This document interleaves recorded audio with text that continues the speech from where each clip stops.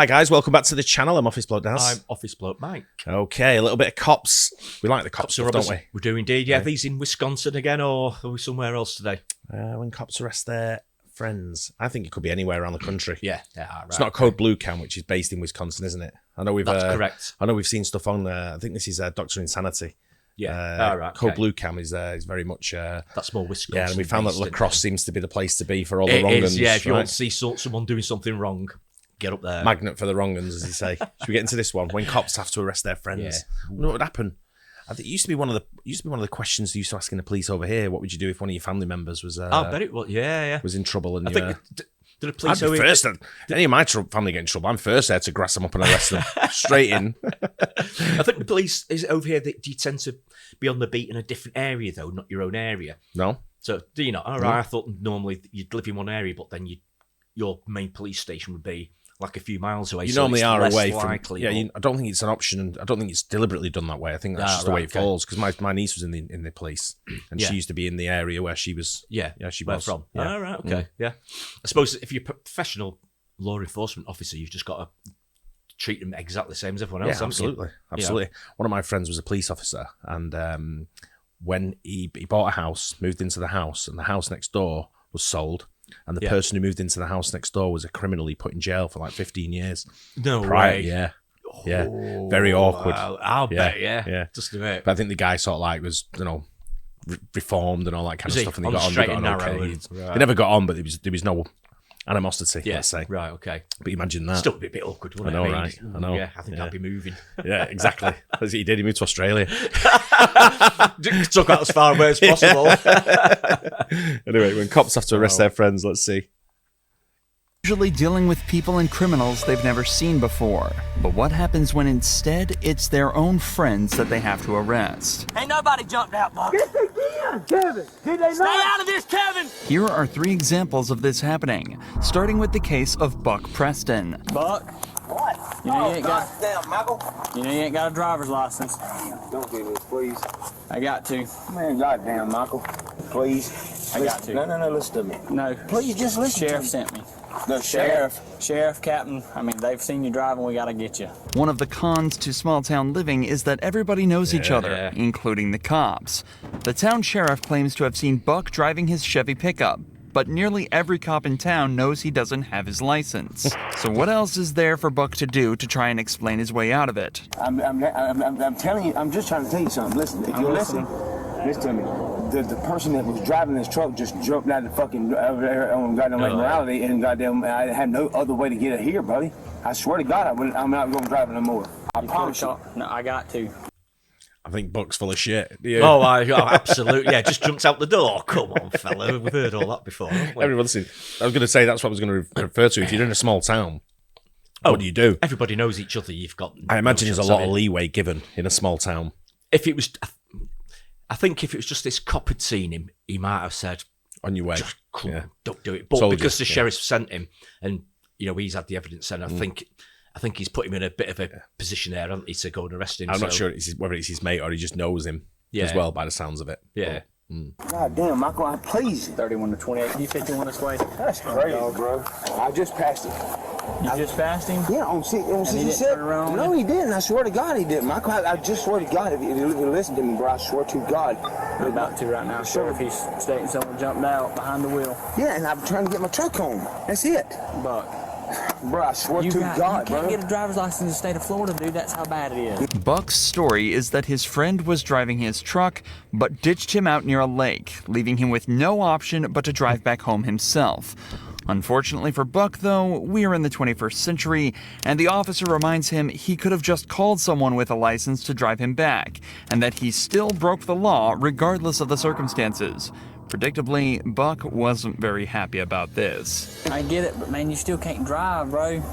Pull it off the road and wait till someone has a valid license. What? Let's go. That's crazy, dude. Would you tell him? Let's go, Buck. Buck, I'm not playing this game. What do you mean? I'm telling you the truth. Nobody jumped out. God damn it. I'm hit on the wall foot. Man, I'm trying to tell you I'm not- something. Ain't nobody jumped out. What's the point in that? I don't know. He wasn't running. Come on, very fast. Buck. Don't do it, Michael. I mean, they know each other, don't they? I'm He gonna knows who run he off. is. He knows where he lives.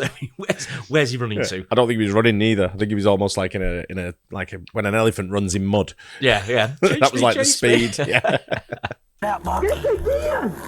Kevin, did they Stay not? out of this, Kevin! Did they not? Kevin, back up. Kevin, you stay out of this. Did they not jump out? Back up, Kevin. God damn, dude. I'm trying to get respect when you gonna run from me like that. Get up. Despite the chase not lasting very long at all this did was add an extra charge to Buck's already fairly long list. And given how close everyone seems to be here, you just know this police chase is going to be the talk of the town. Part of the struggle on the ground had to be cut, but the cops reported that Buck resisted so hard that they had to deploy a taser to make him calm down. The footage returns when Buck was fully restrained and handcuffed. Buck was taken to the officer's patrol vehicle and driven back to the station. Obviously angry, he decided to make the conversation on the way back personal. I don't talk to you about your mom in this. This is. I don't give a fuck if you talk to me about my mom or not. Leave my family out of this, dog. All I'm saying is this. Would she be proud of you for sticking that fucking taser to me when I was not even resisting when you done that? You were resisting. What the fuck I was? You had me. Yeah, that's why we had each other in headlocks. Whatever. Look, Buck. Yeah. Stop bringing my mom into it. There's little information about what happened to Buck after this video, but it's likely he was charged with driving without a license and resisting arrest. There's an argument that Buck could also be hit with fleeing to elude an officer, but this is a felony that comes with a 5-year prison sentence. It's more likely the officer gave his friend the misdemeanor charge worth just a couple months in jail. It's unlikely the suspects in this next case got the same. I imagine Buck's a bit of a pain in the arse locally. I guess so, yeah. He's obviously not got a licence. It's probably not the first time he's done this by the sound of it. So Sounds a bit of a nuisance, doesn't he he? sounds one of those, doesn't he? And I just still can't believe that he tried to escape and run away. It's like they don't know who he is. Or absolutely. He gets in. That wasn't me. Bizarre, yeah. If he got away. Once his house turned up. Yeah. Treatments, though, as it wasn't just a civilian caught breaking the law, but also their cop friend. Hello. How you doing? Reason I stopped you is your right brake light is out. Who do you work for? So did you stop me because my right brake light is out? Yeah. Or did you stop me to ask me who I work for? Well, I'm asking you both. DCS. What? DCS. DCS. What's DCS? You don't know what Department DCS? of Children's Services? As he mentioned, the suspect named Petra Eaton was originally pulled over for a broken brake light, but the officer quickly noticed something else, a police badge around Petra's neck. Firstly, this cop doesn't recognize the supposed officer, but it's also unusual to see a police officer driving around in a broken car. Something feels off, so the cop decides to investigate further. See your license then? Do you have your badge on you? Like your ID badge? ID badge for. Being a police officer. See, this is what you're asking me all those questions. Right. Saying you stopped me for my right brake light. So, if you're a police officer, you understand what probable cause is, right? So what's the problem with that? Your right brake light's out. My right brake light wasn't out when you followed me out of the gas station. Yeah, it is. It's out right now. The car wasn't even on when you followed me out of the Doesn't gas matter. You're driving with a brake light out on the streets, so it's an equipment violation. You followed me out of the gas station. I saw it when you were pulling out. At this point, the brake light issue is the least of the cops' worries. It's difficult to classify what exactly an off-duty officer is supposed to act like, but something about Petra is triggering alarm bells for the cop. She's acting defensive, being closed off, and giving strange, vague answers to questions that a real cop would be able to answer. So it's time to quit the games and figure out exactly what's going on here. Look, long story short, I just want to know who you work for. And that's the issue. Why do you want to know who I work for? Because I've never seen you around here before. You're not a police officer that works here. You don't know who I am. If That's you right. Said you never seen me. Right. So, are you a police officer or are you not a police officer? So because a black person walks into a store with a badge and a gun, it's an issue. That has nothing to do with you being black. Are you a police officer or you're not a police officer? Not a police officer. You're not a police officer? No. So why would you go into Quick Trip and get free food with your badge and gun? Because I'm an officer. You don't have to be a police officer to go in there. I've been doing it for 3 years. So you're not a certified police officer. It's not probable cause. It's a personal thing. There are a dozen ways for a cop to prove that they work for a certain agency. For example, she could give the name of her department and supervisor and have the cop check the names with them. This would only take a couple minutes. This is just pure shitty attitude, isn't it?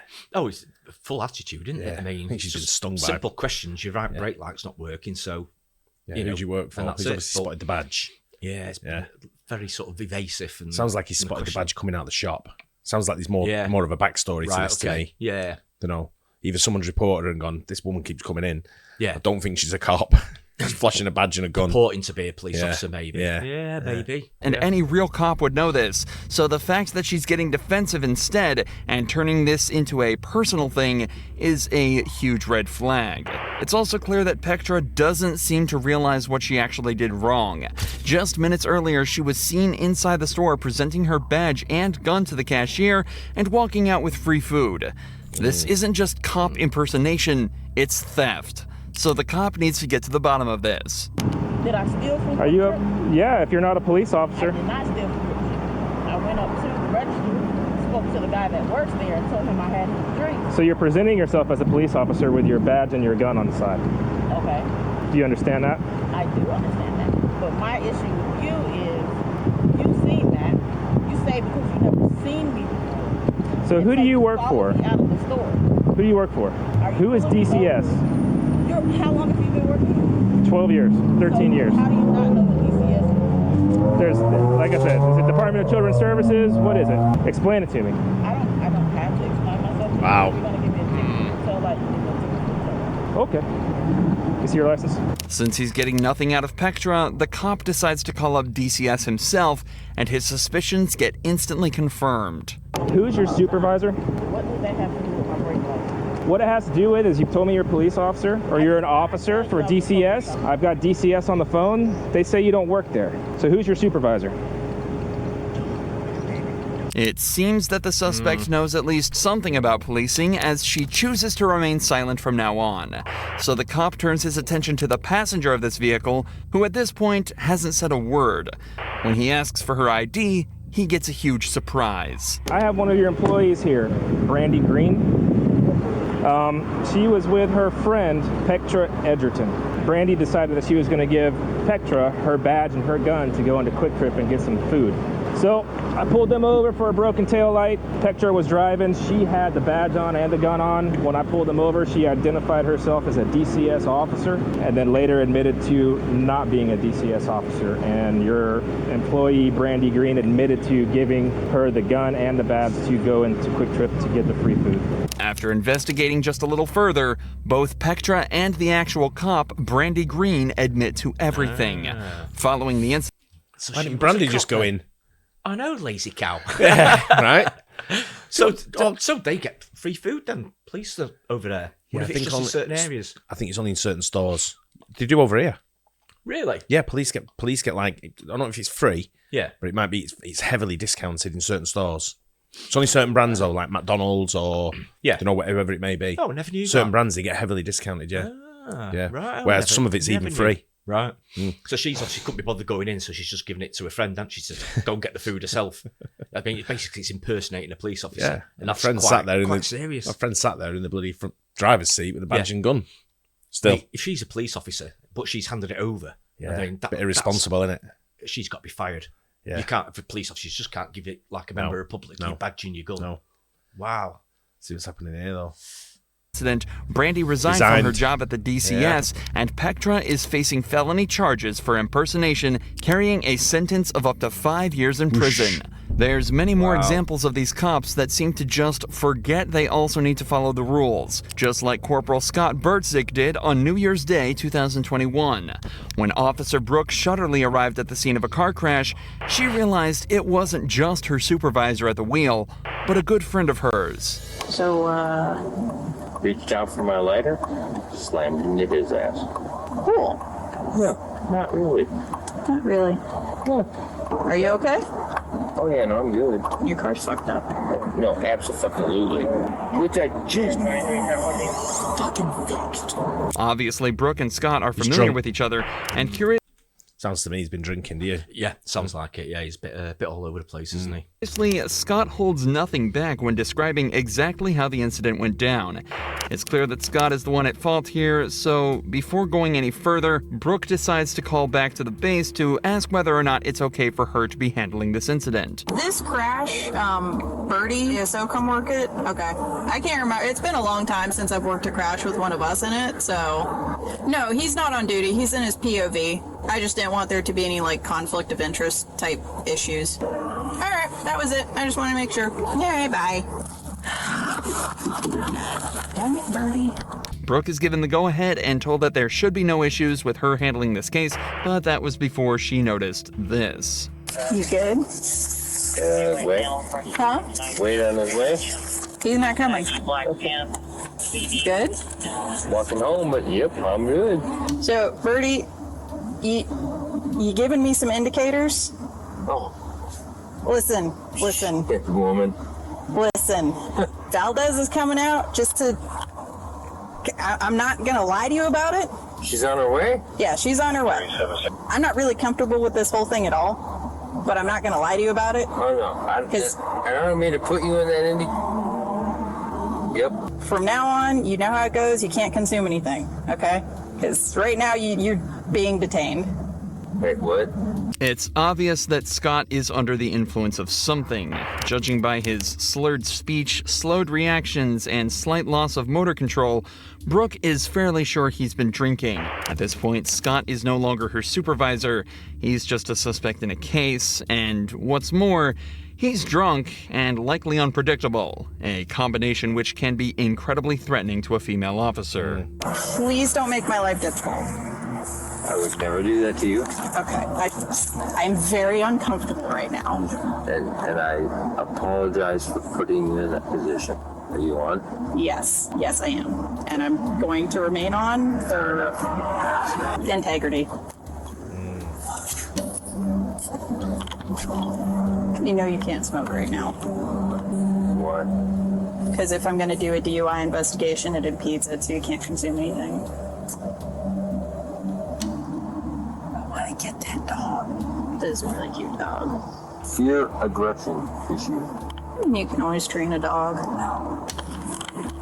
You can't consume anything. You're killing me. I'm trying. But too late now. Let's go. After a short wait, another officer arrives at the scene, meaning they can finally start getting to the bottom of all of this with some sobriety tests. These lasted over 10 minutes, but it's not hard to tell how they went by just looking at a few seconds of them. You may begin the test. 1, 2, 3.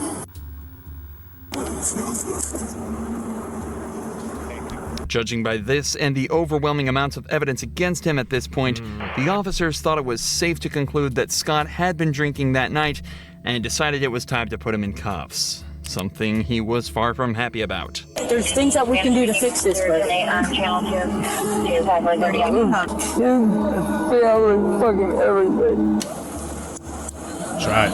It's got the hinge locks. Okay. Good to go?